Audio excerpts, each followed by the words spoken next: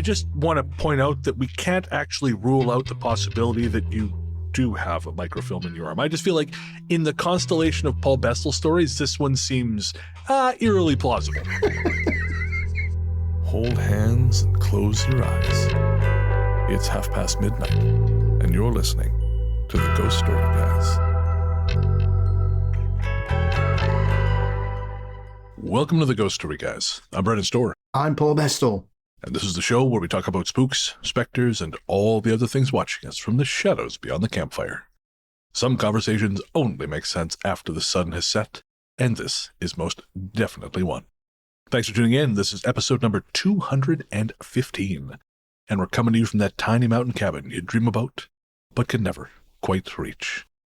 Paul Bestel, my friend, you are on a winning streak. Yeah, it's been a nice week, really. DJing on Sunday at my annual appearance at the vinyl rotation night that a dear old friend of mine has run for nearly 30 years now. I didn't have hair then. He did, and he still has, the bugger, and lots of it. So I did that, and lucky enough, one of our listeners, Dav, and his wife came down to enjoy the selections on offer, and then we stayed, had a few beers together and had a chat. So thank you to them for putting up with me for 2 hours as I waffled on about all kinds of weird things. Spoke to my old friend, Dr. David Clark, yesterday, and who's him and his colleagues run the Centre of Contemporary Legend here in Sheffield, which is currently about to launch a national folklore survey and has become a real sort of focal point for the new rise in folklore in Britain and beyond. And hopefully we might be collaborating on some sort of talks later in the year, all being well. So we're going to meet up, have a few glasses of ale, and maybe some pork pie and pork scratchings and probably some beef dripping. Typical Yorkshire night out. Wear his best flat caps and see where that goes. So yeah, it's been a good week. That is fantastic, my friend. Congratulations, as always. I went to go check out a diner over in the town of Kamoka called the Little Beaver. Yes, I know. Let's just get it out of the way now.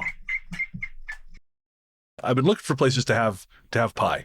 They make all their pies in-house, so I drove out there, and I hadn't intended to eat lunch. It's just one of those things kind of worked out. And then I ordered not one, but 2 pieces of pie. And I cannot tell you how much suspicion the waitress viewed me with. She looked at me as though she was expecting me to make a joke. And I'm like, no, I just want to eat 2 pieces of pie, please. That's what I want. And so she came out, and again, she brought them to me as though she thought the pie or I were going to explode. And But anyways, it turns out they make great pies. So if you are in Southern Ontario, Little Beaver Diner in Kamoka makes a lovely piece of pie, and maybe you'll see a bald, angry podcaster sitting in the corner booth now that he has a place to go to have really good pie. What kind of pie was it? I had cherry and chocolate cream. That's weird. Having sweet pies, man, it's crazy. The only sweet pie I should ever eat is apple. Welcome to the Pie Guys. Chicken tikka. That's a great pie, that.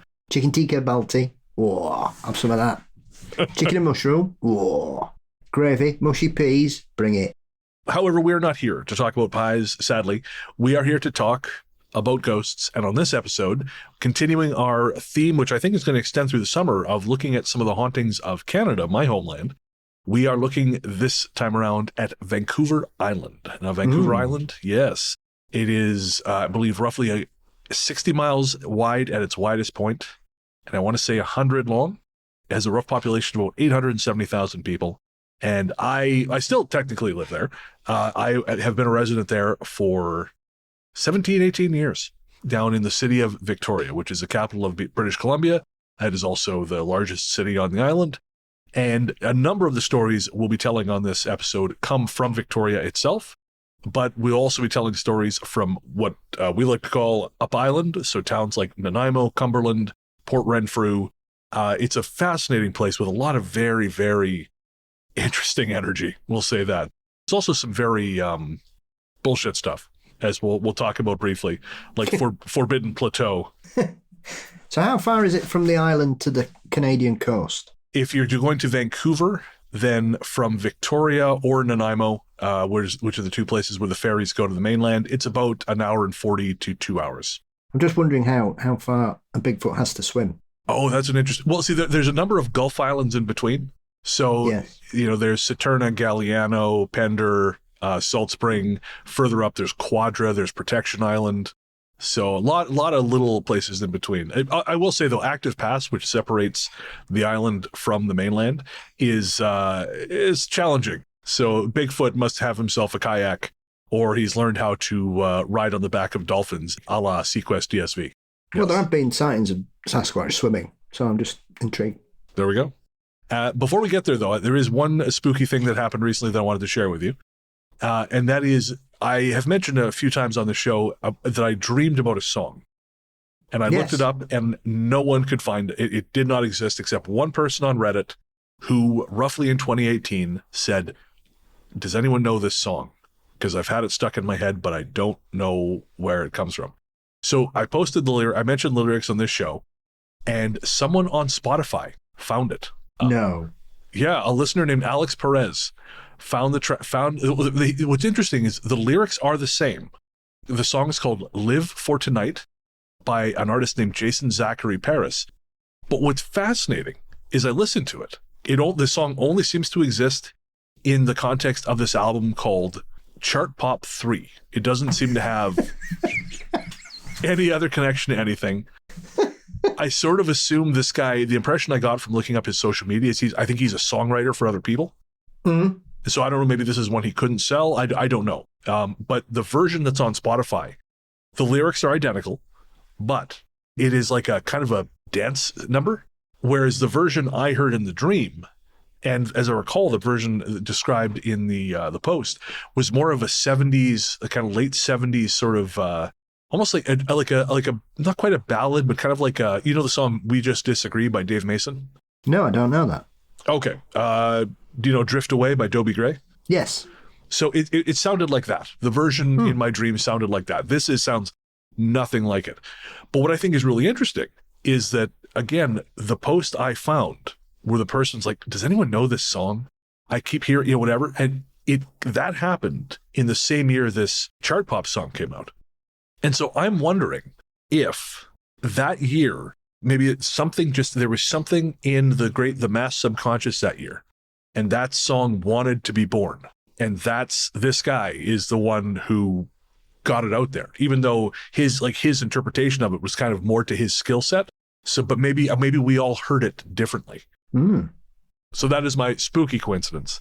And before we get, of course, to the stories of haunted Vancouver Island, we have to thank our patrons. This one's for the patrons. Patrons, we could not do what we do without you. So thank you. Thank you, thank you. For real, guys, every single person who downloads the Ghost Story Guys, you help make us who we are. But paid subscribers, you are the lifeblood of the Ghost Story Guys. We literally, it would not happen without you fine folks, and we cannot thank you enough. And while we'd like to thank every single one of our patrons, Apple Podcasts, and YouTube subscribers, we would especially like to thank our latest ones. They are Duck say quack. and Jared. Again, thank you so much. And if you want to get bonus conversations between myself and Paul, ad-free releases, extra shows like Host Adventures, our monthly live stream, and so much more, you can click the link in the show notes, head to patreon.com/ghoststoryguys, or become a friend of the cabin on Apple Podcasts or YouTube. All right, we are going to take a quick break, and we'll be right back with the haunting of Vancouver Island.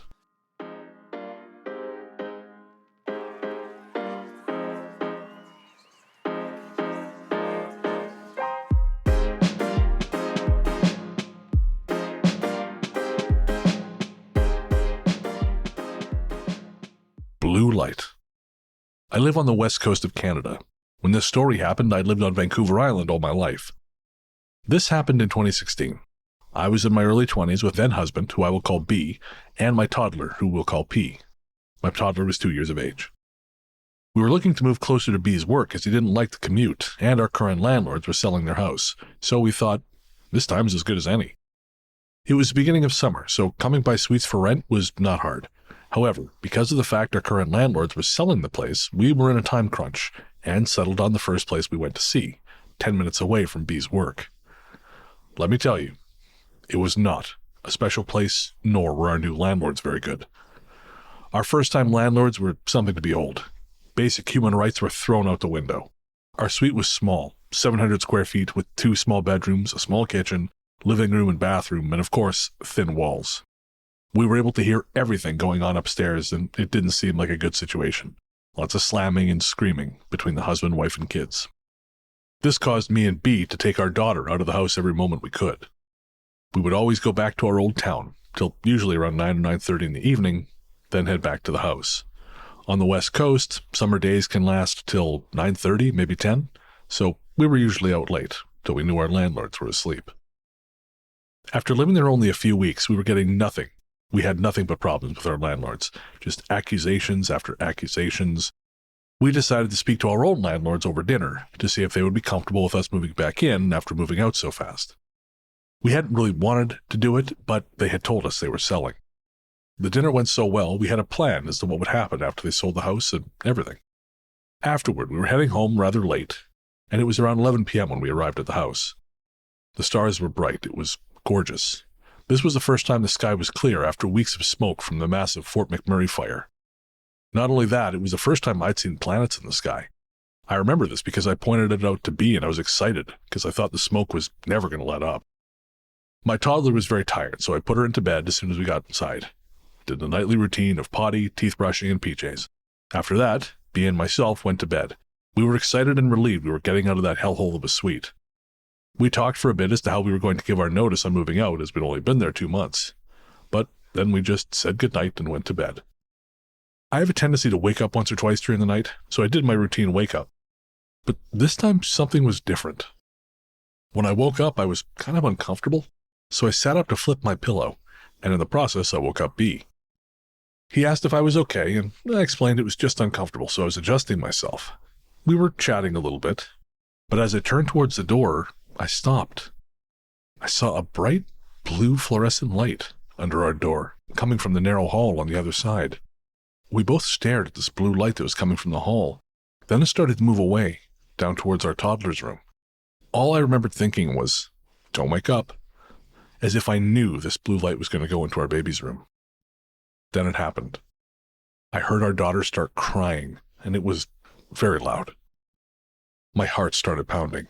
B and I were both sitting up looking at our doorway, and he said to me, "You should go see what's going on." Oh, what a champion.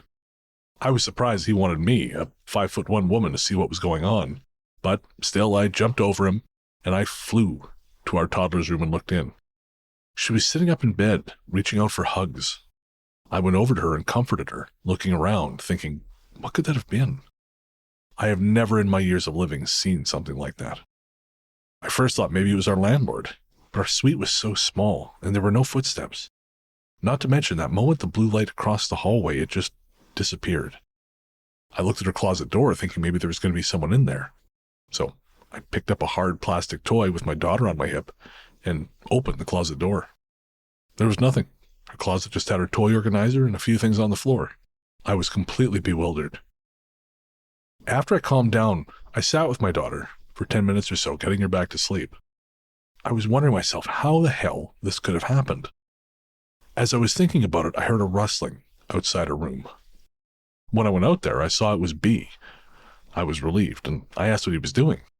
He said, "I was looking around to see if anything was unlocked, and you were taking a long time, so I thought I should check on you." I placed the toy down, looked at my daughter one last time, then we went back to our bedroom. I asked him, "You saw what I saw, right?" He looked at me and nodded. I then asked him, "Why did you make me go check to make sure our daughter was safe?" And he just said, "I honestly don't know, but I knew it wasn't a person. I just couldn't move. I'm sorry." That's what got me. He knew it wasn't a person. This is a man who doesn't believe in anything paranormal, and he was the one suggesting it was not something human. I was stunned, to say the least. The next day, we told our landlords we were going to move out and handed them our notice. They weirdly didn't seem bothered and thanked us for at least giving them a month's notice. All in all, it was actually a pretty good day. And we stayed home for the first time because there was no fighting going on upstairs. And in no time, it was night again. So we did our usual bedtime stuff and went to bed without a care in the world. But, as I said before, I always wake up in the night, and that night was no different. I was looking at the wall and turned my head to the doorway. I saw 3 fucking beings standing in our room. But instead of being afraid or screaming, I just looked at them. I remember looking down at my husband and noticed he was still asleep. Before I knew it, I was getting out of bed, standing near him, shaking him, and saying, baby, wake up, they're here to take us. As soon as those words came out of my mouth, I woke up kicking and screaming. I scared the living shit out of my husband, and he woke up very confused. I kept saying, did you wake up? Did you see what I saw? Over and over. After a while, I calmed down. He then said, I think you just had a lucid dream, which I guess made sense. But never once in my life have I ever waken up kicking and screaming. And not once did I think about the last night's event being an encounter with aliens. With aliens. After everything that happened, I asked my parents what they thought about the experience. And they too thought it was probably a dream brought on by stress about the landlord situation and just not feeling safe. But I can't help thinking it had something to do with the blue light. Needless to say, nothing like that happened again in the few weeks we were there. There was a flash flood that caused damage to the suite, but we were already mostly moved out. Lucky for us. I've never again had another lucid dream experience to this day. And Paul, I actually don't know if that's the right usage of lucid dream, because I understand that lucid dreaming is when you know you are dreaming and can manipulate the dream, correct? Apparently so. I've no experience in that field at all. No, me either. That's something I've never really been able to do. I've been aware in dreams. It's actually very annoying because the handful of times I've woken up and gone, I am in a dream. Time now to fly. Nope. You're going to do fuck all. You're just going to be mad that you can't affect the world around you. I cannot think of a better metaphor. It's actually the laziest metaphor. I remember hearing somebody once claim, I can't remember what I heard it on, but I heard somebody once claim that they could lucid dream at will. And they had a dream where they'd met themselves and it all went a bit wrong. Interesting. How so? Their ability to lucid dream didn't have the control that they'd previously had prior to them meeting themselves. How strange. As though meeting themselves had caused them to lose the flexibility they'd previously had. So maybe was it a subconscious warning from themselves to stop it? I was going to say that also seems like another ham-fisted metaphor spit up by the brain. Yes. Stop that. Yeah. Every now and again, I'll write down one of my dreams I'll call, Nick and I'll talk and I'll say, I had this dream. And she's like, well, that sounds like you just telling yourself something. And it is. It's always so goddamn on the nose. It's annoying. It's like my brain thinks in the laziest metaphors. Find pie. It's the one thing my brain said that's made sense. But yes, I mean, it's a strange experience. I think it's a bit of a leap to jump to aliens. Yes. Because are they basing that on the fact that they don't think people see blue ghosts or strange coloured lights in the house? That's it. Yeah. I mean, I've got a story in Strange from Revelstoke about a ball of, if I'm not mistaken, a ball of blue light drifting down a hallway. Yep. Yeah. There's numerous spook lights here in the UK in locations which are balls of light of various colours. Everybody presumes it's a ghost. Well, it's ball lightning. We all know that. It's nothing that we've never caught on camera apart from a handful of times. Go back to sleep. Yes. Go back to sleep with your lucid dreaming. I feel like the second thing was, it seems to me to be a dream. Like that almost seems like a manifestation of your fear. You know, like although I do think it's interesting. It's always a trio. Yes. In these visitations, that does seem to be a common thread. It's peculiar. I think it's one of those that the perception of the witness is clearly aligned with a belief system, whether they are aware of it or not. You tend to prescribe what you understand it to be or what you want it to be rather than what may actually be happening. I guess it would make sense because no matter what, we have to view the world through our brains. Like no matter what you see, it is if it is something you remember, it is recorded by your brain. That's just biology. Very much so. So yeah, I would perhaps suggest it was paranormal more than alien based, personally. Yeah. Well, it's interesting. I was listening to a podcast with Joshua Cutchin and what's his name? Red Pill Junkie. Miguel.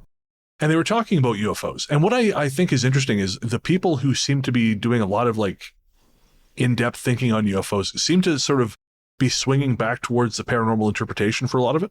Yeah. And I have to say, I think there's more thinking happening in the UFO field than there is the paranormal field by and large. You know, because it seems like there's a little more room for flexibility there. So much of the like the paranormal thinking that I've read, at least, so much seems to just fall into the Christian thing. I think because of the influence of television, it's a lot of like demonic or not demonic. It may just be that I'm not listening to the right researchers, but it just seems like that thinking is kind of calcified a little bit, specifically around things like the paranormal. But the UFO field is maybe a little more fluid. What do you think? I think that all fields of Forteanism stagnate at some point, and essentially you have the rehash of ideas, or the drivers behind certain theories are pushing a belief system on people. I mean, you can see a slight bleed into UK paranormality, especially on YouTube, where people are always hunting for demons. There is no history of demons in the paranormal here until Ghost Adventures. I felt so strongly for this person trying to find an apartment on Vancouver Island and ending up in some terrible little shithole shoebox for $1 bajillion a month, because that is, I mean, that's renting everywhere right now, but especially on the West Coast, it's a goddamn nightmare. You know, Nick and I like to joke that if we ever get forced out of the apartment we're in now, we're hooped, because we're paying a third of what the people next door to us are paying in the next building over, because we've been there for 14 years. It's like we actually looked at a place not unlike what this person is describing, and the ceilings are so low that they just brushed over the top of my head. And as you know, I'm not exactly a skyscraper of a man. And so this was, you know, we have friends who are taller than I am, and we both thought, well, unless we want them to either perpetually be concussed or to stoop over like they're doing the Stations of the Cross, I think we're probably better off not renting this place. Absolutely. Good Lord. And I found this other story. This is another little Vancouver Island story. It's too short to fit anywhere else, but it was so unusual that I had to share it with you. So this person says, I recently moved from North Carolina to Vancouver Island, BC for work. It's truly beautiful here, and the lush green mossy forests of the Pacific Northwest are something else. You have trails, woods, and parks everywhere here, so it's no surprise that there was a huge old-growth tree 2 minutes away from my house. After a couple of weeks settling in, it became a routine to walk my dog in those woods daily. I mean, at least until 2 days ago. I went for a walk with my dog fairly early in the morning, right after the sun rose. It was a typical walk for me until my dog, who always loves to walk these woods, didn't move. He just stood still and barked towards a tree. As much as I tried to get him to move, he's a big dog, and it's hard to control him when he doesn't obey. At first, I thought it must have been a squirrel or a bird, but then I heard laughing coming from that direction. As far as I could see, there were no other humans nearby, but then I did see it. A little human-looking being quickly sprinted through some ferns, no taller than 10 or 12 inches, maybe pale green, a sort of moldish color. As far as I'm aware, it had some hairs. It ran very fast. I didn't manage to get a photo of it or observe many details as my dog's loud barking got distracting. After this, I didn't stay to investigate and quickly walked back home. Luckily, my dog followed. I no longer feel safe in those woods, and if anyone knows what that could have been, help is really appreciated. I know what I saw. I assume I'm going to be called delusional, but I guess I'd most likely say the same if someone told me this. And that is, I've never heard anything like that from that part of the province. I mean, the First Nations tribes all have stories of little people. I was going to say, it's got Memagwezi vibes. There is that. I suppose it depends on the particular tribe that used to inhabit Vancouver Island, which I can't remember off the top of my head. But most, as far as I'm aware, and the things I've read and seen, there seems to be a large amount of tribal lore in regards to most of them having stories of little people, and often they would prescribe that they were the first that were created as well. They've been here longer than we have. Oh, sure, yeah. It's the Coast Salish, as I understand it, are sort of the blanket people, like sort of the blanket term for the people of Vancouver Island, but there are a number of like smaller bands within that, and I have to be honest, I only know a handful of them. I don't know which one. Obviously, since we don't know specifically where on the island this takes place, I don't know which band would be responsible, or which band would sort of whose lore would be the more appropriate one. But yeah, the Coast Salish, I think, is sort of the banner for the people of the island. Yeah, I mean, I think the thing is as well, most of them all had different names for them, but they might all be describing the same thing. I think this is sort of one of the things where it gets difficult to tease things apart, because I think if you say like, oh, this belief only belongs to these people, okay, but what if they're describing a physical phenomenon? If the thing has an objective reality, then it doesn't belong to anyone. It is just a thing. It's a thing that exists. Like your name for it might be specific to you. That's fine, but it exists, and I that's the only part where cultural appropriation becomes kind of a difficult thing to navigate. When we're talking about the reality of some of these folklore things. Yes, it is. But it's one of the great mysteries of humanity, really, isn't it? That you have cultures from all across the world who have stories of these creatures that go back millennia. Yeah. And I'm very clear in my belief that I hardly find explanations that a group of Cornish people suddenly turned up on the west coast of Canada and talked about piskies and knockers, or the Icelandics turned up with their stories, or some of the tribal nations of Africa with their stories of little people, and the ones from Asia. It seems to be one of those things, like dragons, like ghosts, like vampires, that seems to culturally evolve across the world at the same time, when none of these people had communication on any level. It's impossible. So where do they all come from? And some people say, oh, well, maybe it's pygmies. But even so, that doesn't explain it, because typically a pygmy is simply a small human of around 4 feet tall. And we know that there are tribes of that. And obviously what happened with the Homo floresiensis 20 years ago, when they were finally discovered on Flores Island in the Pacific, that kind of proved that there have been peoples that were of small stature. It wasn't a genetic deformity. It wasn't a case of the population inbreeding itself. It's just how they were. Paul, we have a name. We're Italians. So as with anything, what we often forget is that we've only really been researching these kinds of things for the best part of 200 years, probably. And a lot of it was all down to, so once again, religious beliefs, trying to prove that we're all from one particular place. And in my lifetime, the human lineage has gone back nearly 1 million years. And we've had so many branches come off it that the theories that people would consider to be facts 50 years ago just don't stand up anymore. Like the whole Neanderthal extinction stories. Well, that's not true, is it? Because there's people here with Neanderthal DNA. And there's only one way you get Neanderthal DNA, and that's with Mr. Human and Mrs. Neanderthal getting jiggy with it. Ghost Tree guys, where you come for the latest in cultural slang. Hey, I'm down with the kids. I was watching that hip-hop documentary Cool as Ice the other week. Brilliant. I learnt a great deal about that scene. Well, as they say, you want to melt the lady's heart? Just add ice. Since you mentioned multiple cultures and getting it on, I was reading that about the commonality of foxes across Japanese, Korean, Vietnamese, and there's one other culture, at least, that has these stories of foxes, some of whom take on human form to seduce sexy tricksters. Humans, but they're, yeah, exactly. And so I think this kind of gives us the explanation we have been looking for, is that we are all descendants of the furries.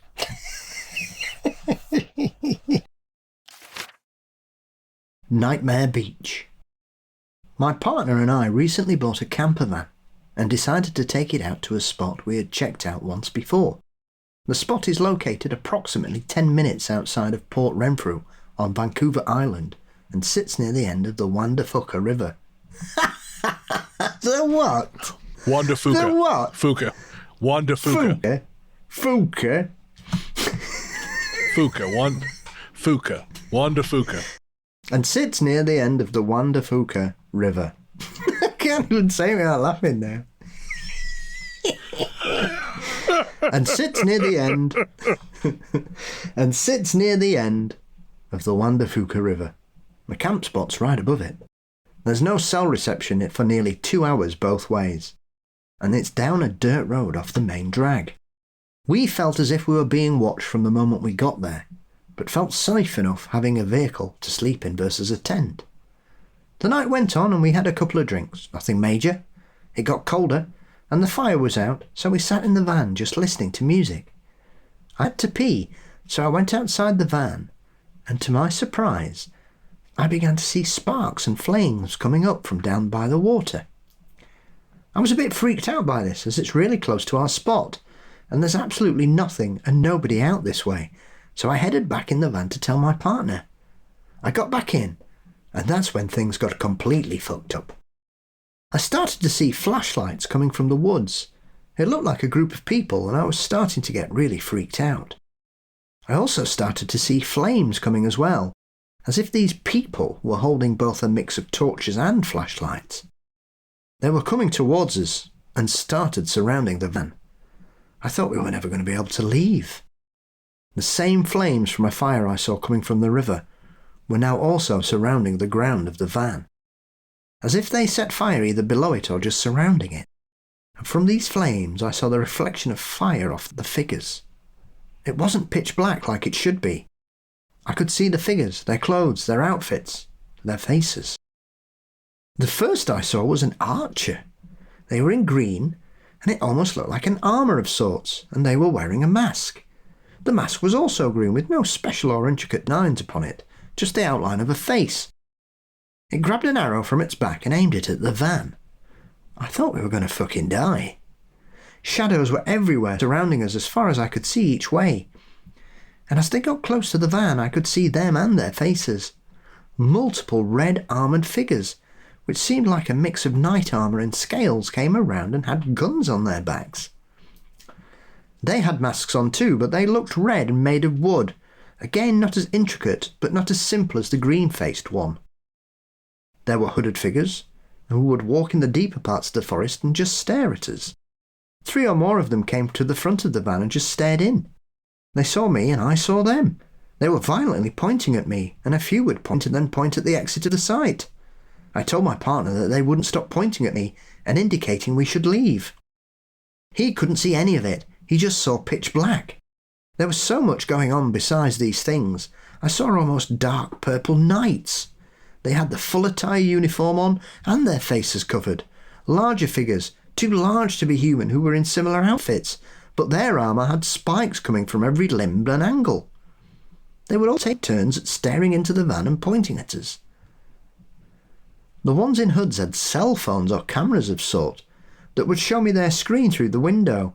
On their screen was just a view of the van and us on the inside. It was seriously messed up. Animals began to run behind them, if I could describe them. They seemed to be a mix between an oversized lion and a demon, but these creatures stayed further away. All while this was happening, there looked like what was a woman and children being brought through the forest, and they were being helped up the hair by these bear-looking creatures. 2 of those were black and the other one was grey. They had 4 limbs, but they were the height of a truck. I didn't get to sleep once that night. I just stared out at all that was going on for hours. I tried not to see them and kept telling myself they weren't real. My partner told me to hide my face, but when I would lay down, I could just feel the piercing of them staring at us. I'd remove the blanket slightly, and it would look as though they were already jolting their fingers at me or waving for attention. They just wouldn't stop, and I was too scared to look away. The first second I saw them after the fire was near midnight. I sat up all night terrified, either waiting for them to leave or the sun come up. It became the longest night of my life. As the morning broke, they began walking back into the forest. They didn't fade or disappear, they just left. All until there was just one hooded figure. He stayed until the sun came up just past his hood, showing me the terrifyingly pale and hairless face. They were gone, and so were we, leaving that site at around 8 a.m. when it was finally bright. Before we'd left, we saw some symbols painted on the trees, and I've searched everywhere online to find what they mean, but with no such luck. So much happened in that one night that I've only added the main happenings and the figures I saw. I have no idea what's going on there at all. So I was a little bit skeptical of this one. I don't mind telling you, because it's so big, right? It's such a big event. But at the same time, we have had, I think, fairly credible stories on this show of half man, half animal things. Like we've actually had a couple different accounts of people who have seen these things, one of whom is me. And of course we had, I can't remember her name anymore, but someone who saw like a tiger person. And I did one of my old Book of the Dead episodes. We had sort of there was a story of another sort of chimera. So it's not like without precedent in this. And Port Renfrew, you know, we talked on a previous episode about Fairy Lake. Fairy Lake is near Port Renfrew. So it's not, you know, it has a vibe. There's something unusual there. So it does seem, again, do I think it's 100% true? I don't know. But there are elements of it that seem plausible. Although I do wonder about the fact she was the only person to see it. I know when I read the post, some people suggested that she maybe should be screened for mental illness, which I think is probably not a bad idea. Well, my gut feeling is it's fiction, because it's such an outlandish amount of action happening that it doesn't chime with any case or experience that I've ever come across, because it's very specific. And clearly what the person seeing is completely alien to Canadian culture. You guys didn't go through the whole Knights on Horses phase that most of Europe did, primarily because we didn't get there. Yeah, you caused enough trouble when you did get here. That's fine. It wasn't us, it was the French. As usual. And can't blame the Belgians now. As much as I love strange stories and weirdness, this is a bit too far out for me. And so you could suggest that rather than mental illness, it sounds like an LSD trip. I mean, I got to get me some LSD. That sounds like a party. You've got to be careful with the magic paper. You never know what way your brain might take you, depending on the strength of it. It's not all transcendental meditation. Sometimes you go on the run for 2 hours in a blizzard thinking you've got a microfilm in your arm that the Mexican government are after for no fucking reason. So just be careful out there, kids. I just want to point out that we can't actually rule out the possibility that you do have a microfilm in your arm. I just feel like in the constellation of Paul Bestel stories, this one seems eerily plausible. Well, I've got bits of glass in my head, so it's possible. Maybe that's what they were after. I just sort of imagine you on the run like Nicolas Cage at the end of The Rock. It's a bit more like Harrison Ford in The Fugitive, I have to say. But even so, I mean, I've spoken with people who've had very strange hallucinations on LSD. Nothing of that level at all. I mean, that is just... And I don't think you could tell a story about like that and not mention you were doing drugs. Yeah, I would assume so. But even if you, like you say, some people are suggesting that they need a screen for mental illness, that's an incredibly specific hallucination to be having of knights and somebody who looks a bit like Robin Hood, an archer all in green. I mean, again, you add in the big animal chimera things. I think we're talking about someone's very specific kink. They watched that Guy Ritchie King Arthur movie. They watched Zootopia, and they just a whole bunch of Rule 34 just started infecting their entire worldview. Yeah. I mean, it's balmy, is my interpretation. I was telling you in the break, I actually remember the first time I explained Rule 34 to a friend of mine. Mm-hmm. We had just seen Zootopia, and I said, well, this is going to be a catnip for the Rule 34 types. And she said, what's that? And I was like, oh, my sweet summer child. And you sent me in the direction of those Cadbury's adverts from the 1980s. Oh my God, folks. These were the horniest commercials you can possibly imagine. Like, they used to do those compilations of rejected commercials back before we all had the internet, but where they would have like commercials from all around the world. They were just crazy. And there was one, I think it was like a Brazilian ad for jeans or something. It was just butts and people squeezing butts. as I recall. It is less horny than these Cadbury advertisements. I've seen full-on adult entertainment. I've seen OnlyFans that are less horny than these Cadbury's advertisements. Why don't you describe them, Paul? Just so people don't think I'm having some kind of fever dream. It's a sexy rabbit seductively eating chocolate, trying to encourage us to buy caramel bars. It is the strangest thing. Folks, if I remember, I'll put a link in the show notes. It is impossibly horny. And then Paul dropped another one on me because, this is the nature of Paul Bestel. He curses you with information.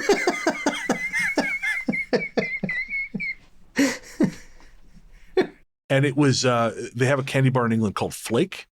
And essentially they are a nightmare in chocolate form. You eat them and they explode imagine a Nature Valley bar that could melt and make it look like you shit yourself. That's what Flake bars are. They're delicious, but they are trouble to eat. Well, these advertisements are the most suggestive thing I have ever seen on television, and I have seen season 1 of Euphoria. It is alarming. Like Sydney Sweeney is watching these ads going, I think that's too far.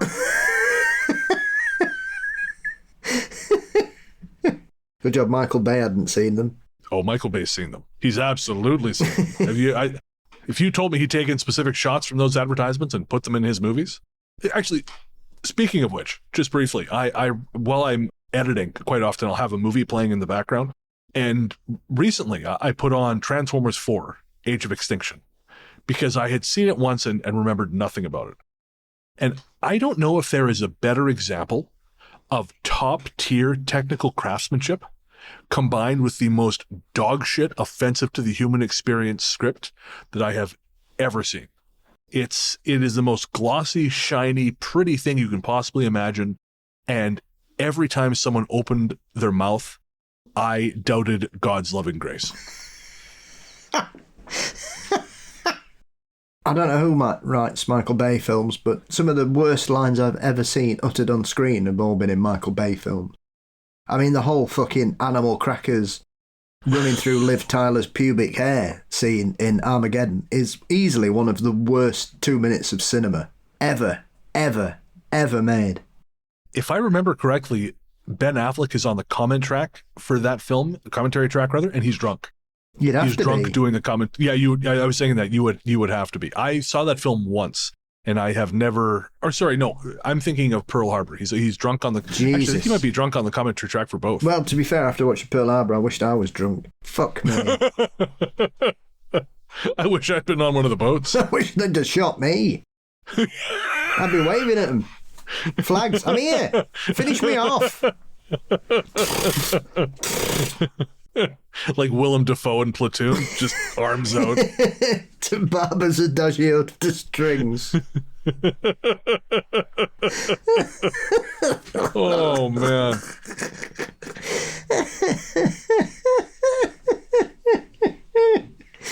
So, yeah. Oh, God. That film, I've told you this before, that film made me walk out my front room. It was that shit. Armageddon. It's funny. I rewatched it a little while ago and man, I loved it. So you know how in Heat, Al Pacino has said that they had shot scenes where his character is shown chipping cocaine, which would explain his erratic behavior. That was kind of all part of his performance, but the director cut it out and he was pretty upset about it because he's like, I just look like a lunatic, but there was a reason he's supposed to be this explosive. I feel like that scene has been taken out of all the Michael Bay films where all the characters are chipping cocaine. So all the characters are high on blow. It's the only excuse. Or the people making the film are. He is also making a film based on your namesake, Skibidi Toilet. We can all On what? Skibidi Toilet. Skibidi Toilet? Yeah, the Michael Bay's Skibidi Toilet. It gives us something to look forward to. The fuck are you on about? Skibidi Toilet is the thing that kids like, and Michael Bay's making a movie of it. What? I've never heard of this child's program. You've never heard of Skibidi Toilet? No. And I know children. Well... And they've never mentioned Skibidi Toilet to me. Not the ones who are chipping cocaine, obviously. I can't help you. You have to look it up. I cannot explain Skibidi Toilet to you. I just know it's a very popular thing on maybe YouTube. It's a head, bigger than Paw Patrol. It's a head in a toilet, It's a head in a toilet? I think he says Skibidi Toilet. Let's find out on air. Let's enjoy this on air. Hang on here. What are you on about? Skibidi? YouTubing that. I'll have the police round. Skibidi Toilet is a Machinima web series created by Alexei Gerasimov and released through YouTube videos and shorts on his channel Da Fuck Boom. Yep, there's a head coming out of the toilet. It is grinning maniacally. The first short was posted on 7 February 2023. The series depicts a conflict between Skibidi toilets, singing human-headed toilets, and humanoids with CCTV cameras, speakers, and televisions in place of their heads. The Skibidi toilets, led by G Toilet, overtake humanity. This has to be a prank. However, Scientist Toilet, the Skibidi Toilet's second-in-command and R&D chief, develops a mind-control parasite. I don't even know why I'm reading this.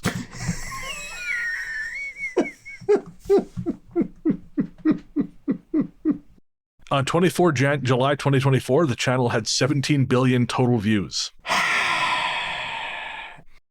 Well, we're fucked, aren't we?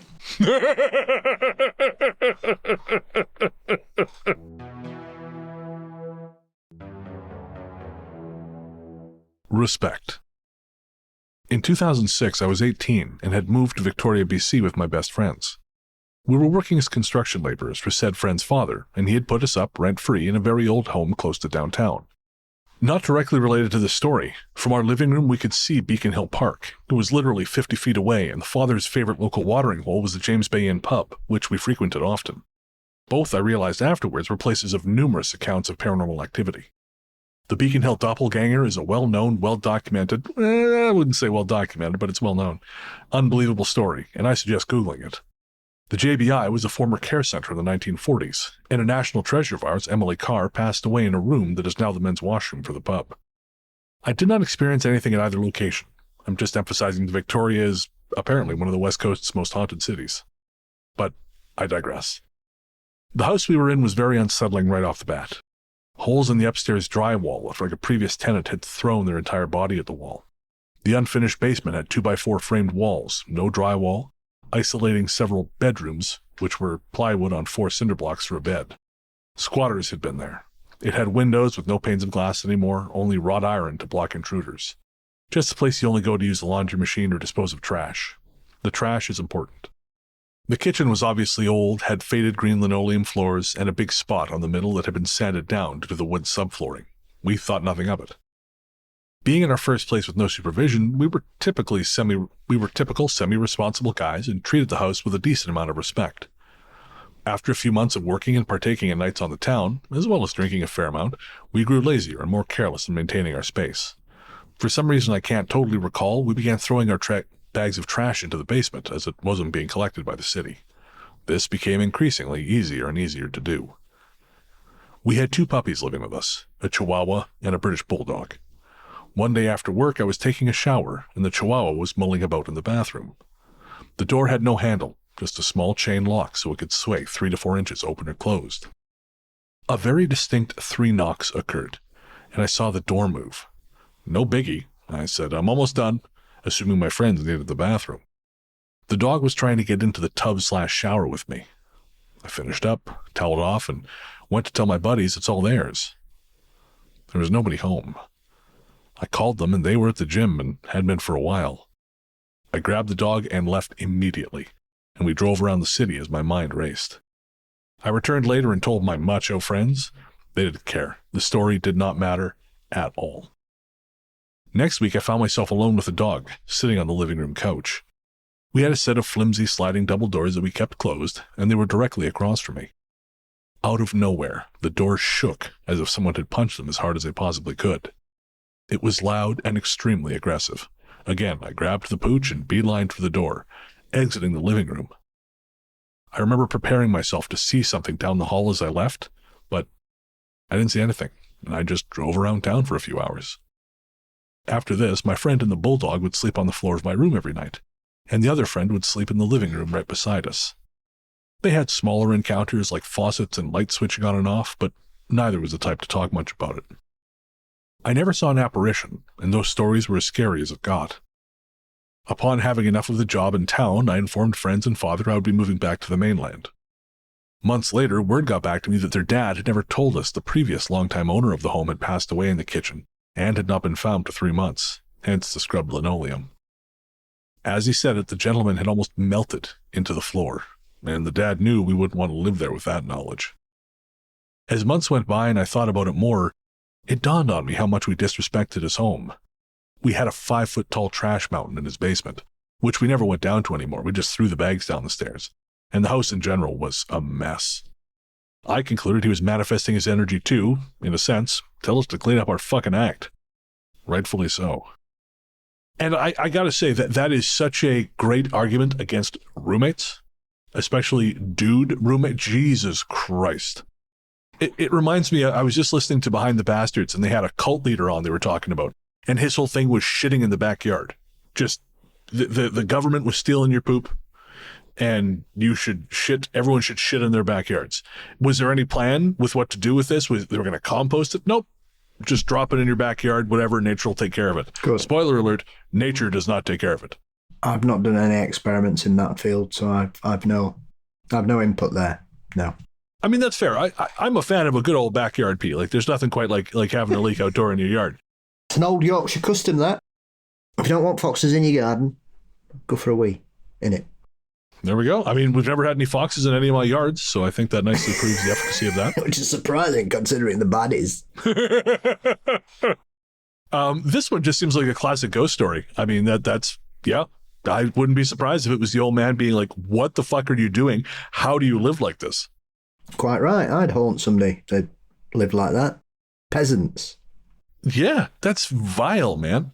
Like, I've seen some heinous shit back when I was younger, and I would like stay over at my buddy's house and they had a bunch of roommates. But I think Trash Mountain, I'm not going to say it takes the cake, but it's on the leaderboard.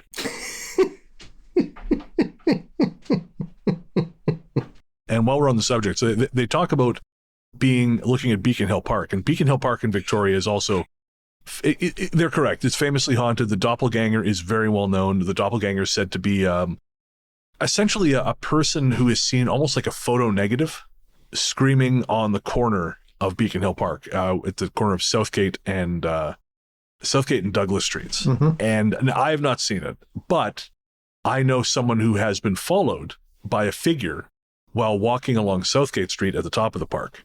It is a figure in blue jeans, if I remember correctly. And they have seen them kind of fall in behind them and heard the footsteps behind them. But when they stopped to turn around, there was no one there.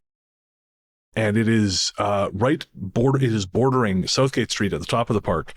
On the other side of it is St. Anne's Academy.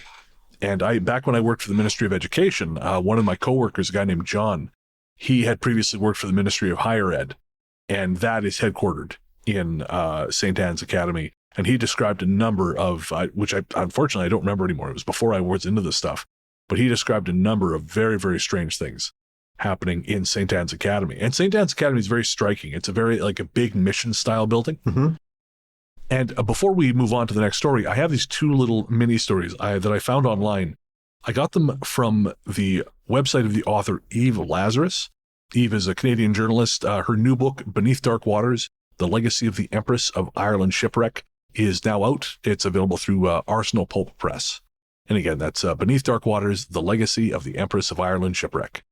And so she has a number of spooky stories from Vancouver and Victoria on her blog. And again, that's evelazarus.com. These are two from James Bay. And I mentioned here because I've been to both, and I have some experience with both these hauntings. The first is the Bent Mast. And the Bent Mast is a pub that was... It used to be a house, and it's now been converted into a pub. I had dinner one night at the Bent Mast, a restaurant in an 1884 house on Simcoe Street. According to the menu I swiped, the house was once a rooming home, a brothel, 4 different restaurants, and an erotic art gallery. Did not know that. Apparently, a number of ghosts haunt the house. There's the happy child, a cranky old man who likes to hide things in the kitchen. We did have to wait a while for the wine, and an older woman. Female staff report being felt up by a guy in a red fedora who disappears before they can take his order. I'm pretty sure I saw him by the bar when I first came in. The second floor, where the washrooms are, is definitely creepy. There's a staircase that goes down the back of the house and a bunch of locked rooms that I wouldn't want to explore by myself after dark. And I can confirm that again, like we back before the pandemic, the Bent Mass used to be open till 2 a.m. most nights. It was one of the few non-club places to drink that were open that late.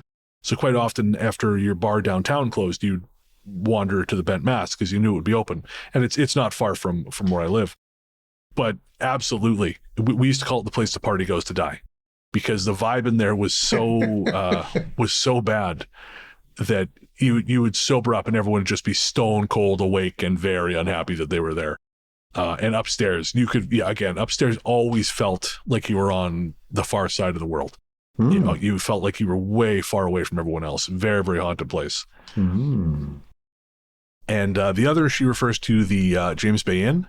She says, the next morning I had coffee at the James Bay Inn on Government Street. The hotel was designed by architect Charles Elwood Watkins in 1911 and is the third oldest in Victoria. It sold to Mother Cecilia's religious order during the Second World War, and its claim to fame is that Emily Carr died there in 1945, a block from where she was born. The artist would be mortified to learn that the room where she died is now the men's room in the pub. And I don't know. Emily Carr seemed pretty cool. She had a pet monkey. I think she'd be fine with the men's room being where she died.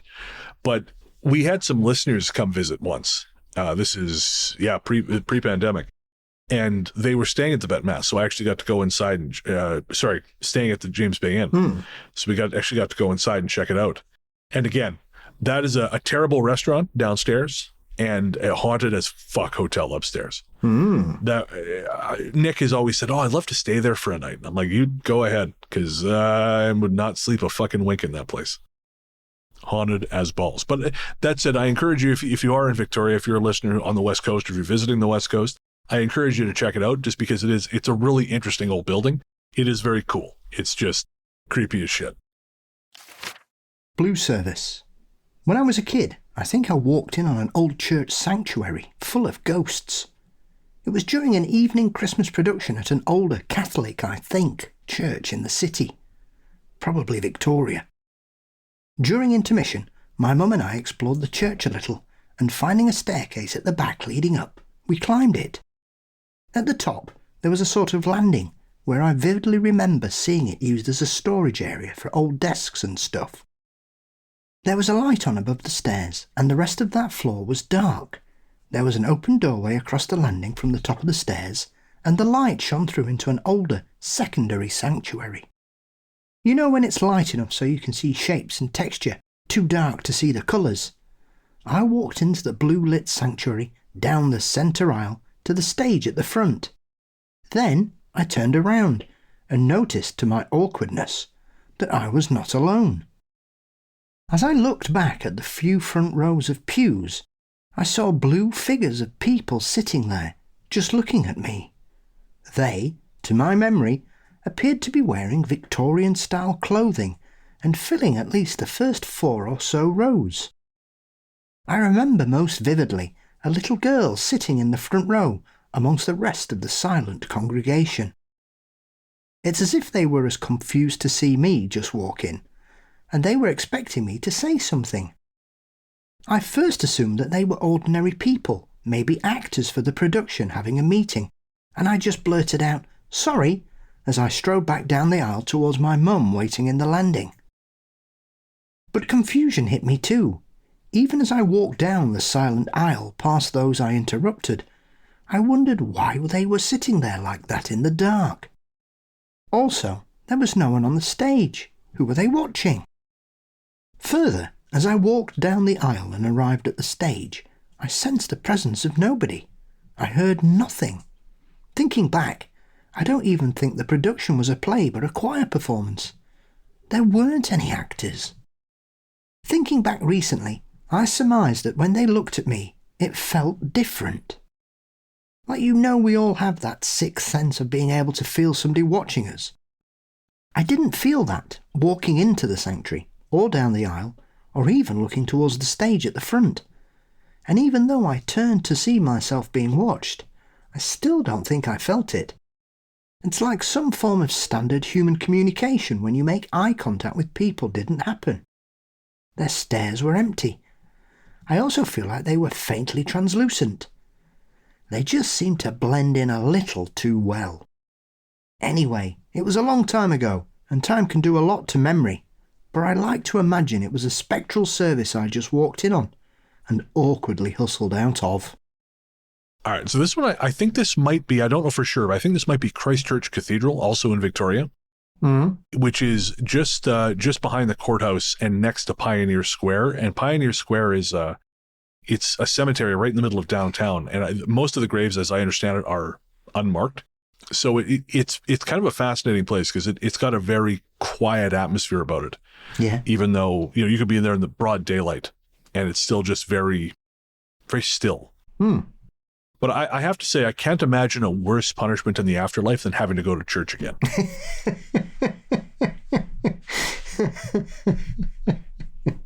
Especially being forced to sit there in the dark.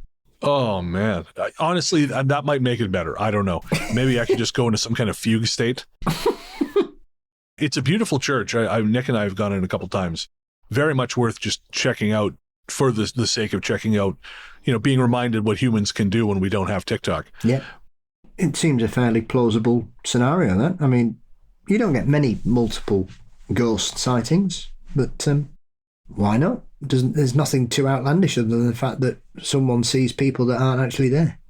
Yeah, that's it. No, that one seems wholly believable. And again, if it's where I think it is, I'm pretty sure there is a story about that church in Ian's book. I'm not 100%, but I know he told me a story from, I want to say, the office of that church or something to that effect. It's all kind of fuzzy. Everything pre-pandemic is gone. But yeah, it's a densely haunted area. And actually, across the street, there's a very lovely little park there now, but that was a tent city for a period. I want to say in 2017 or 2018. And that really changed the energy of the area because it got pretty nasty. Which, again, there's nothing wrong with being homeless. Most of us are only a few missed paychecks away from ending up on the street. But what happened was some folks started camping out there. And because there's a rule in Victoria that you can camp in parks from dusk till dawn. Whose idea was that? Vampires? Well, I mean, they were a municipal politician, so possibly. So, yes. Your words, not mine. I'll but stick to that. But I guess there was some kind of disconnect because this park, people didn't take down their tents, and it turned out the park didn't belong to the city. It's a provincial park. It belongs to the province. And so no one really knew what to do, and it grew and grew and grew until I know someone who works in the courthouse opposite it. And I would say 70% of their day-to-day job simply became managing the fallout from that place. People needing medical care, people having things stolen. It became a very, very dark place. And again, it's just what happens because what you get these little enclaves, and then people move in who want to profit from them. And when they finally they raided the place, they found a number of, I think there was a missing teenage girl they found in there. There was a chop shop that was breaking down stolen bikes. Like, it was almost cartoonish how evil it became. Sorry, Theo's just come in, pushed the door open, and then just shaking his head and gone. Theo, too, is trying to figure out where all the time went.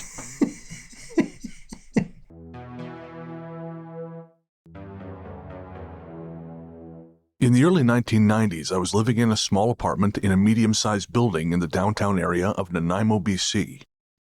I was a single parent of one child. My partner had recently self-destructed and was returned to prison on the mainland. So we'd been forced to move quickly, hence the small apartment. A few weeks after we moved in, I was sleeping in the only bedroom. My son was with his grandparents at the time. It was darkish in the room, but there was a bright light on a tall pole in the small parking lot outside the bedroom window. I never saw anything, but I sure heard something. It was the distinct sound of an old man's breathing. He seemed to be in the room with me. It seemed to be above me, as if he or it was hovering above my bed. I was totally freaked out. I quickly left the room and spent the rest of the night on the sofa in the living/kitchen/dining room. As I said, it was a very small apartment, maybe 250 to 300 square feet. In the morning, I asked the resident manager if anyone had ever died in that apartment. He said a man had died, not in the apartment, but in the hospital. I heard this breathing sound many times. One night, a friend stayed in the night, and the sound was so loud I had to go to the sofa, which meant he had to go sleep in the bedroom. When he awoke, I asked him how he had slept. He said great, except for that guy breathing so loud. Later on, he tried to convince me the sound was somehow traveling through the structure of the building. I wasn't buying it. A young woman lived in the apartment beside me. Above was a young man whose job required him to travel a lot, and beside him was a youngish weekend father. None of them had breathing issues. In fact, at that time, there were no tenants older than 35. I moved out of there after a few months. Whoever he was, I hope he found the white light in peace. This next part of the story is from the same witness, but it is an update from several months later.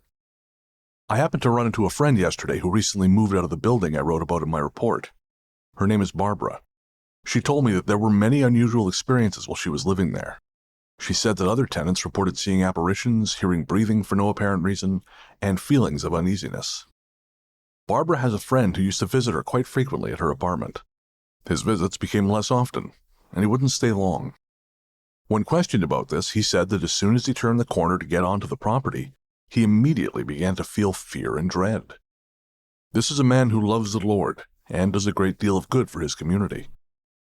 Barbara reported at least one suicide in the building, and there is a documented shooting as well, with the RCMP being forced to kill a man exhibiting mental illness and/or breakdown. I'm not an investigator, normal or paranormal, but it would certainly be intriguing to see someone else visit this location. It is one of the older neighborhoods of the city, and the building was built on a lot that had a house or houses torn down to make space for this apartment building. Of course, the building has had a large number of tenants over the years, and of course, those dozens of people are going to have had illnesses, both physical and mental. But when I lived there 20-plus years ago, I never felt anything dark or dreadful.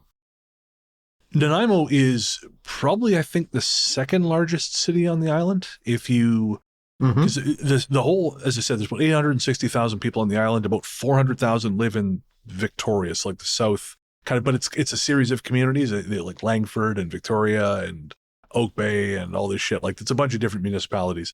I think Nanaimo is the next biggest city.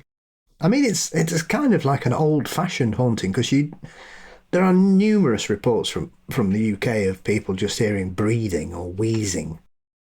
So yeah, it's quite strange. I mean, it seems to have affected a lot of people over a lot of years. So, I mean, you could say that perhaps the old man that they've ascribed the haunting to clearly loved living there and went back.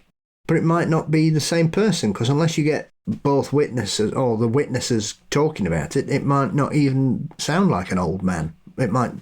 Somebody reporting hearing breathing is not the same saying it's an old man. Yeah, that's it. I mean, it could just be me who's struggling upstairs. The other thing that occurred to me when I was reading this one is she describes being incredulous that this person experienced this problem despite, loving the Lord. I don't know why anyone would think that would preclude them from these things. In fact, I would love to think we could let go of the notion that someone claiming to love the Lord means they're both free of sin and totally chill and cool. Because, I mean, Matthew Hopkins fucking loved the Lord. Torquemada did. Yeah, exactly. There's a lot of real sons of bitches who loved the Lord. I think if someone says to you, well, no, he can't have done anything wrong, or I don't know why he'd be haunted by a ghost. He loves Jesus. Yeah. Methinks he doth protest too much. There's something skibidi in this toilet. Paul, it is baffling because we were just talking about this, folks. We started recording this show and we are rapidly running out of time, but we have no idea where that time went. It's like we ourselves have been sucked into some kind of like autistic vortex.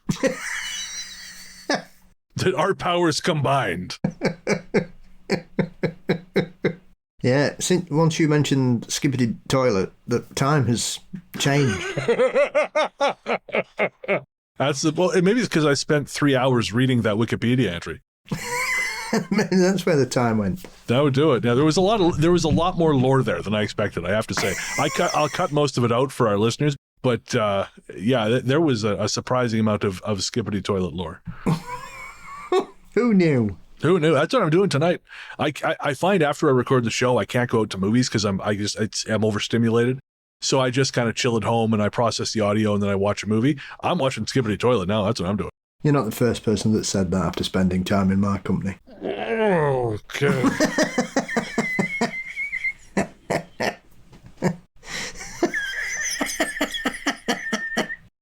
If I love the Lord, will he make this pain go away? No. That's what I figured. Save me, Skibidi Toilet. Save me. I know what you did last November.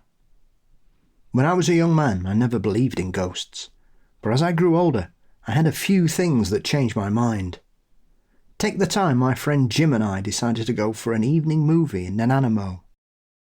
We talked about the movie earlier in the week and decided to go Thursday night for the first show that started at 7:15. So, on Thursday, November the 18th, 1965, I started up my old 1954 Ford Coupe and drove to Jim's house to pick him up. His sister came to the bedroom window and hollered to me that Jim would be out in 5 minutes.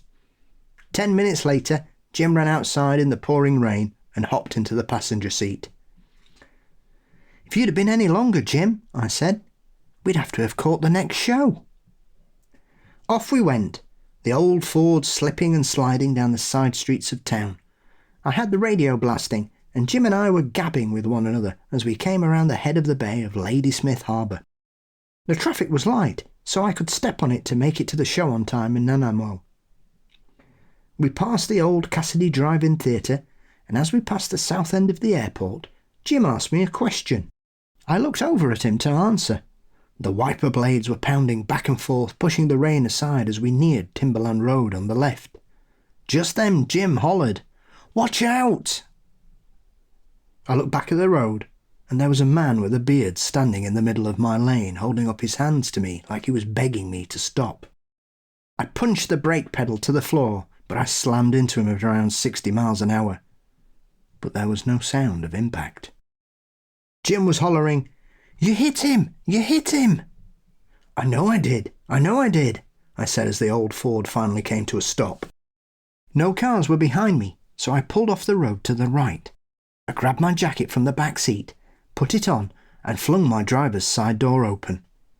The rain was coming down in sheets, and my hair was wet in about 2 seconds. "You check that side of the road, Jim, and I'll go over here," I said. I crossed the highway as a car splashed past me going south. And then it was dark. I returned to the car and got a flashlight out of the glove box and turned it on. Another few cars splashed me as I crossed the road again. I walked up and down that side of the road looking in the ditch and in the trees and broom bushes and saw nothing. I hollered over to Jim asking if he'd seen anything, and he hollered back he hadn't. I went back to the car and looked underneath it, expecting now to find someone stuck underneath it. But there was nothing. Where was this strange guy we'd both seen at the same time? "We did see this guy, did we not, Jim?" I asked. "Oh yes, we saw him all right, and you hit him dead centre. But I've no idea where that guy is now." I turned the car around and went back down to the drive-in theatre, and then turned around again. I drove slowly, looking up the road and in the ditch with my headlights. Jim was shining the flashlight out on the airfield. Nothing. There were cars passing us and honking their horns because we were driving so slowly. The rain was still pounding down on the windshield as I finally drove off again towards Nanaimo and our Thursday night movie. We managed to get to our seats just as the movie started. We watched the entire movie that night and drove home later, still talking about the guy who tried to stop us on Timberland Road. Ghost or no ghost, I don't have an answer. I watched the news the next day and read the local paper, and nothing was reported about anyone being hit by a car out or near Timberland Road that night, or any other. Today, as I drive past that spot 42 years later, Jim has passed away now, and maybe he has the answers, but I don't. I still wonder about that night in the rainstorm, who or what that person was. Maybe he was trying to tell me to slow down, or someone hit him at that spot years before, and he came back to ask for my help. I still don't have any answers. That's another very classical ghost story. We've had a few of them on this episode. Perhaps not to that level of terrifying incident, But fair play to them that they thought, bugger this, we're still going to watch a film. That's Nanaimo for you. We may have killed a man, but we're not wasting the money we paid for these tickets. He's old anyway. That's frankly, man, I got to be honest. If I paid for it, if I had been driving to Final Destination last night and I thought I'd run over someone and turned out to be a ghost, I would have gone because I was an IMAX ticket. That was $20. Even if I'd hit someone, I'd still go. To just tuck a business card into the waist of his pants and, yeah, I'll be back later. Yeah. I mean, it's similar to some classic road ghost stories, but there aren't many where people seem to think that they've run somebody over. They tend to see somebody by the side of the road, and then when they look back, they're not there, or they see somebody just be acting strange, or obviously you get the famous phantom hitchhiker stories, some of which are clearly urban legends, but there are a handful that are perplexing to say the least.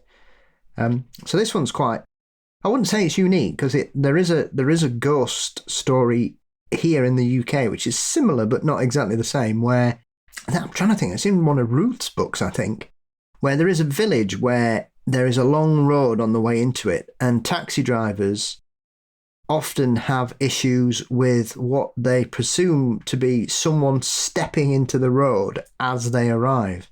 Oh. I mean, it'd be interesting to work out what they were looking at, because I was watching something the other day where they were on about shit inventions. Okay. And one of them was a people catcher for cars, right? Which is basically a canvas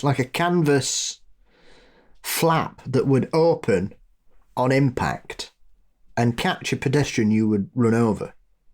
So you wouldn't actually run them over, you just knock them into the catcher. Until people pointed out that even having one of these on, if you hit somebody at 60 miles an hour, they were still going to be dead. You just got them in the front of your car now instead of on the road. And straight, it didn't go into production after that. I'm shocked, I tell you. But that was on about the amount of people that just got run over in the birth of the motor car, because they just walk in front of things, or people who had no perception of speed, and they just walk in front of cars and get run over. And the number of deaths was just escalating wildly, and it was only not the introduction of speed limits or anything, but it was the introduction of horns.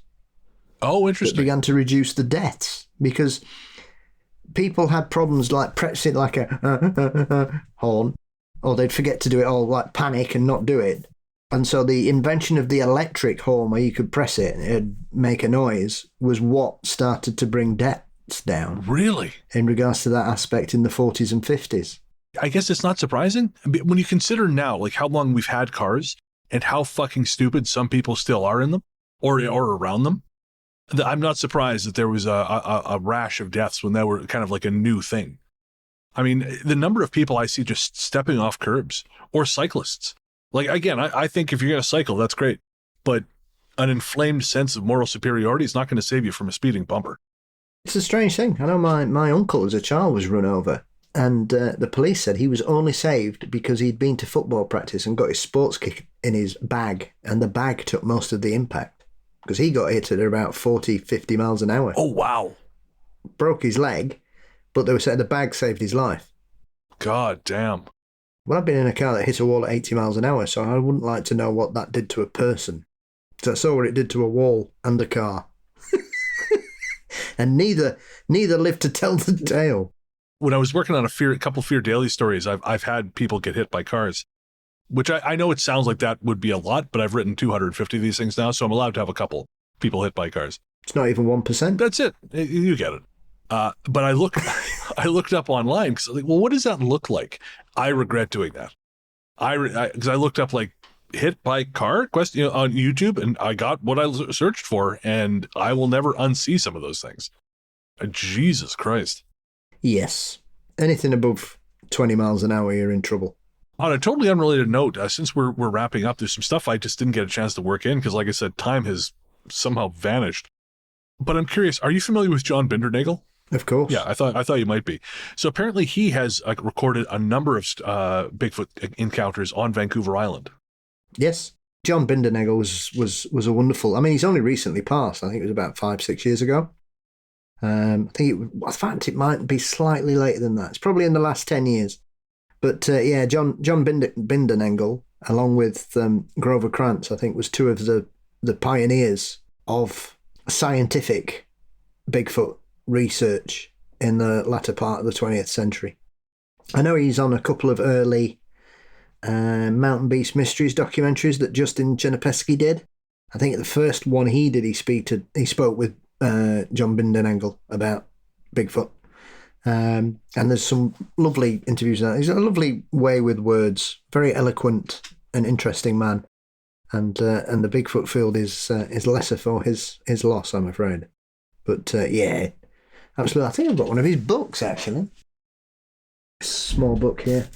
As you can see, it's tiny. Jesus Christ, that's a tome. Ah, the historical Bigfoot. Oh, here we are. So look, British Columbia. Where's Vernon?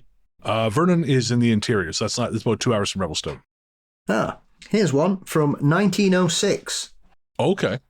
Because obviously Bigfoot's a modern invention. New naturally, yeah. So, apologies for the language.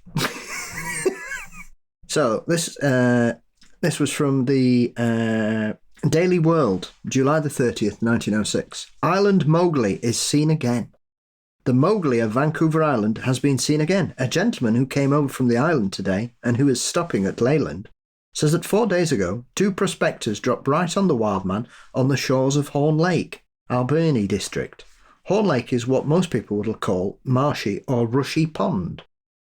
The wild man was clothed in sunshine and a smile, except that his body was covered with longish growth of hair of a brownish colour, much like the salmon-berry-eating bears that infest this region. The wild man ran as soon as the prospectors came within range of his vision. They found he had a wickie up, which had been sheltering, and also many traces of where he'd been gathering roots of the reeds along the lake bank for sustenance.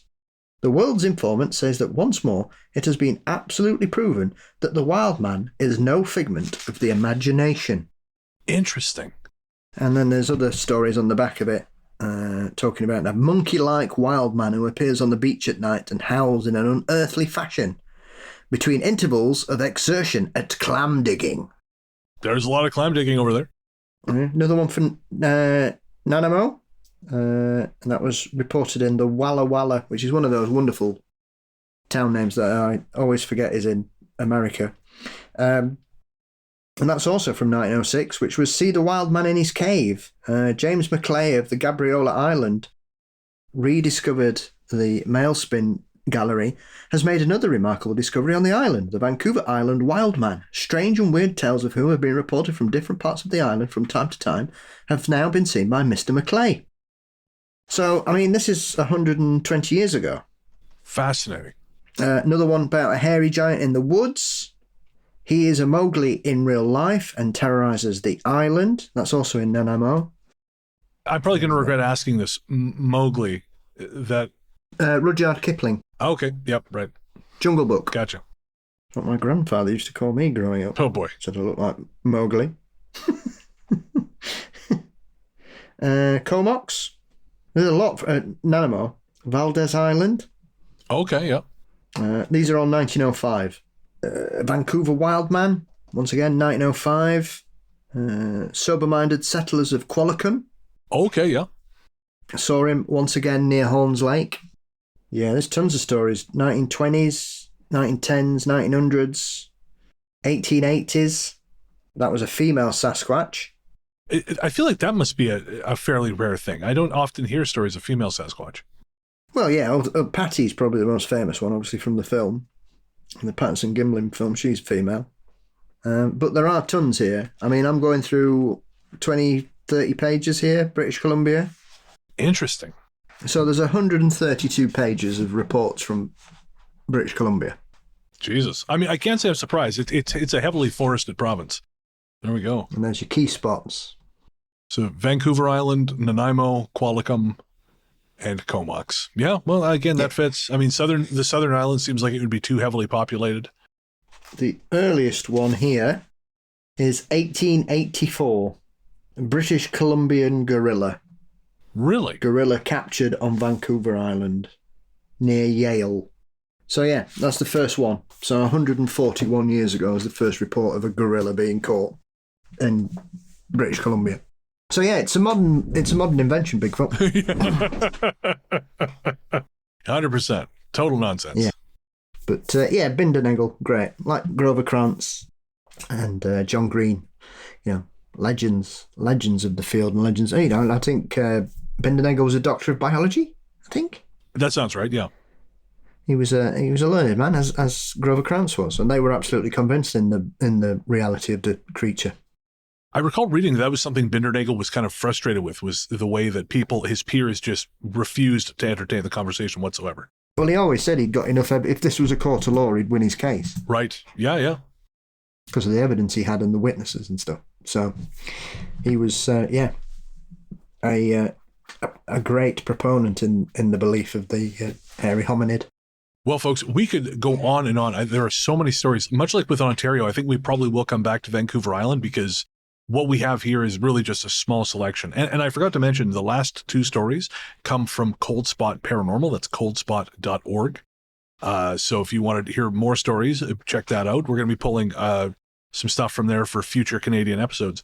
And if you have your own stories from Vancouver Island or from anywhere else, send us an email, ghoststoryguys@gmail.com. We would love, love, love to hear from you again. We'd love doing listener story episodes. And while our focus is on Canada this summer, we still, of course, love hearing stories from down south of the border and everywhere else around the world. Even Dallas. Even Dallas. Oh, man, Peter's just tearing his hair out. Just let it go, Paul. Just let it go. No. Oh, well, with that, I'm going to spray some WD-40 on my goddamn chair. And we're going to take a quick break. We'll be right back with Ghost Force Shoutouts.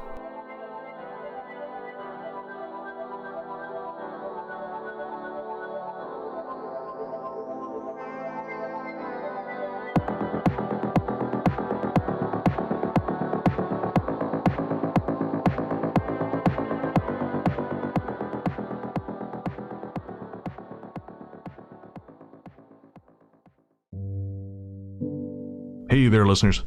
Before you reach for that skip 15 seconds ahead button, I promise you this isn't an ad. We wanted to take a minute to talk to you about mental health. On this show, I've always tried to be as honest and open as possible about my struggles with depression and anxiety, because even though we've come a long way towards acknowledging the very real damage these things can do, there is still way too much lingering stigma about reaching out for help.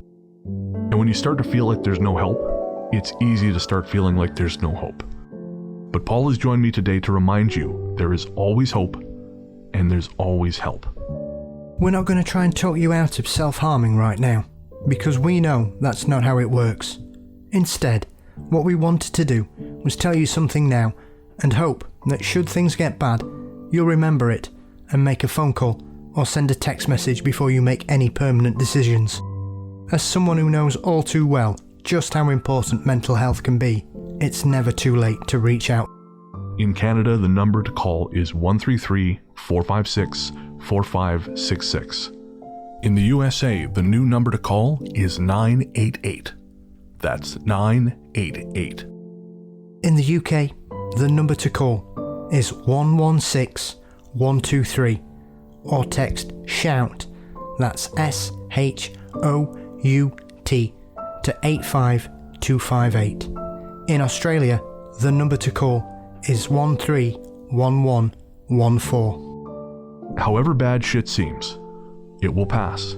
And no matter what your brain might be telling you at any given moment, and believe me when I say I know this intimately, there are people who love you and people who care deeply about how you treat yourself. Should a time come when you find yourself despairing, please know that we've both been where you are, and there is a way back to the world. Take care. Welcome back. The Ghost Story Guys are Luke Greensmith, who helps us find our stories, Tanya Downing, who helps manage our Facebook community, Sarah Kent, who helps manage our Reddit community. Our paranormal conductor is Mr. Brennan Storr.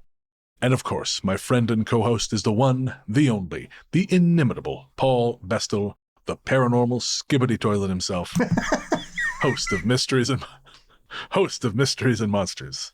Paul, what's coming up on M&M? We got to keep you current. I told you we got to. Yes, I'm delighted to welcome author Christopher Barn to the show in regards to his new Enduring Mysteries series that he's just released, covering a wide range of 40 topics for mid-graders upwards in regards to trying to entice a new generation into the weird. And so there's books on Area 51 and Atlantis and sea monsters and Bigfoot. And so we had a chat about all these kinds of things. And especially one of the books being about near-death experiences, which is a strange choice for a mid-grade release book. But they're very well written. They're written without presuming that the audience are stupid. And so they are packed full of scientific information and terms and really well-written glossaries. Got some lovely illustrations and prints in them. So they're great. I mean, they're only 50 pages long, but he's released 6 of them. And so we have a chat about most of them. That's fantastic. And where can everyone find you online? You can find Mysteries and Monsters across most social media platforms and all podcast sites. Fabulous. I'm Largely the Truth on Threads, Instagram, Blue Sky, and Letterboxd. And you can find my horror fiction show, Fear Daily, co-written with Brandon Scheck-Snyder, everywhere fine podcasts live. And of course, as we said at the top of the show, we could not do this without our subscribers. If you are a member on Patreon, Apple Podcasts, or YouTube, we cannot tell you how much we appreciate you. I say it all the time, but it's true. We appreciate you a whole bunch. And if you want to join those fine folks for as little as $1 a month, you can do so by clicking the link in the show notes or go to patreon.com/ghoststoryguys. That's patreon.com/ghoststoryguys. Or again, you can become a friend of the cabin on Apple Podcasts or YouTube. That gets you access to early release bonus shows, extra conversations between myself and Paul, as well as our monthly live show, and so much more. Again, that's patreon.com/ghoststoryguys, or click the link in the show notes. And of course, if you support the show at the $20 level and above, well, my friend, that makes you part of an elite club. It makes you part of a little something that we like to call Ghost Force. This time around, the members of Ghost Force are... Ethan Saragon. I misplaced my script. Oh, no. Amy Chamberlain. Beth Whitaker. Charles Wood. Crazy Mom Canada. CT. Dexterous. Eric Abel. Floey Two Hats. Gabrielle Hollanders. Hannah Brown. Jade Moores. Janani Banani. Johnny Bonanani. Johnny Banani. Johnny Bonanani. Jason R. Slaughter. Jennifer Mullen. Joseph Como. Kissing Kate Barlow. Liam Hudock. Mara Noriega. Mark Semler. Megan Rocket. Merlin Henson. Michelle Randall. Peter Guns 08.5. Pew pew. Robin Tin. Rocket Ronnie Shenanigans. Samantha Ellis. Scrapbot 13. Shannon Steyer. Surreptitious Shipley. And Trent Cannon. You are the few. You are the spooky. You are Ghost Force.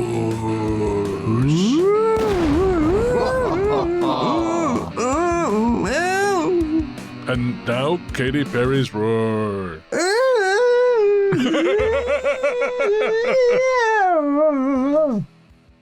For real, guys. Ghost Force.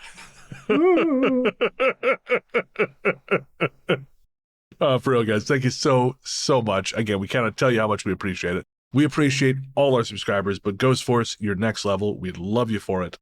And if you would like to have your name read out in that segment, again, you donate at $20 a month over at patreon.com/ghoststoryguys, and you get your name read out every second story episode.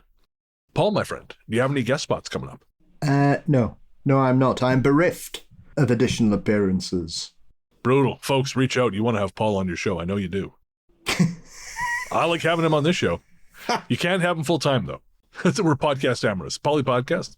Reach out and touch faith. Well, maybe you don't want him on your show now. That's fine. I promise not to sing Depeche Mode songs. Okay, there you go. We're back.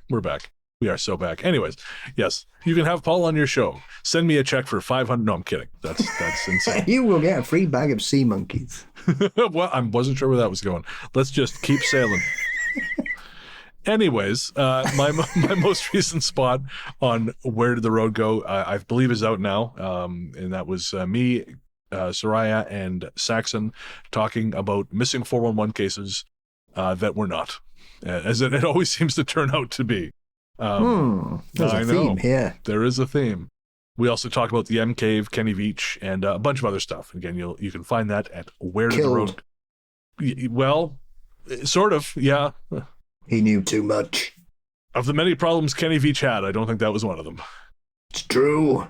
Well, you can find out for yourself by listening to me on Where Did the Road Go, and again, that's available everywhere you get your podcasts, or by heading to the blog at ghoststoryguys.com.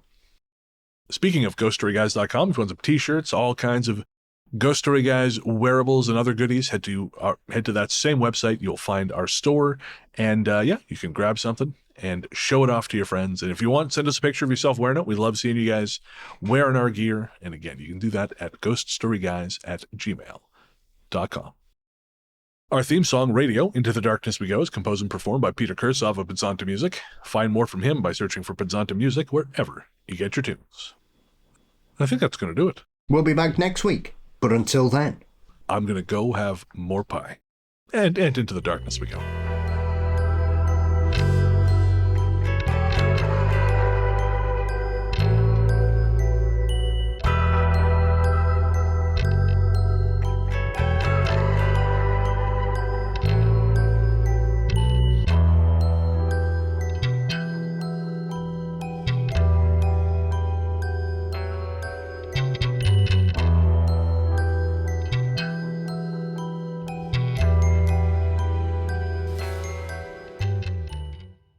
we didn't give you our language to ruin it. Well, that's what we did with it, so suck it. 1 sec, I gotta get rid of these pigeons. Well, the shit certainly hit the fan for that relationship.